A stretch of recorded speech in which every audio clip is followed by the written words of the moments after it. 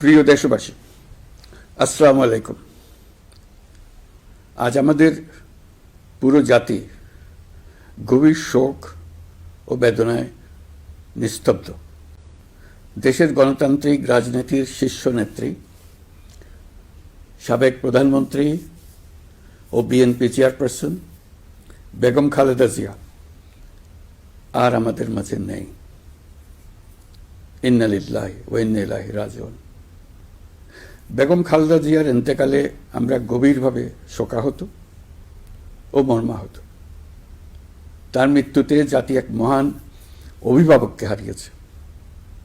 এই গভীর শোকের মুহূর্তে আমি তার পরিবারের সদস্যবৃন্দ, রাজনৈতিক সহকর্মী এবং অগণিত কর্মী সমর্থকদের প্রতি সমগ্র জাতির পক্ষ থেকে আন্তরিক সমবেদনা জানাচ্ছি। মহান আল্লাহর কাছে আমার প্রার্থনা, তিনি যেন আমাদের সবাইকে এই গভীর শোক কাটিয়ে ওঠার শক্তি দান করেন। বেগম খালেদা জিয়া ছিলেন বাংলাদেশের রাজনীতিতে এক পরম মহিমান্বিত ব্যক্তিত্ব। গণতন্ত্র, বহুদলীয় রাজনৈতিক সংস্কৃতি এবং জনগণের অধিকার প্রতিষ্ঠার সংগ্রামে তার অসামান্য ভূমিকা ইতিহাসে অম্লান হয়ে থাকবে।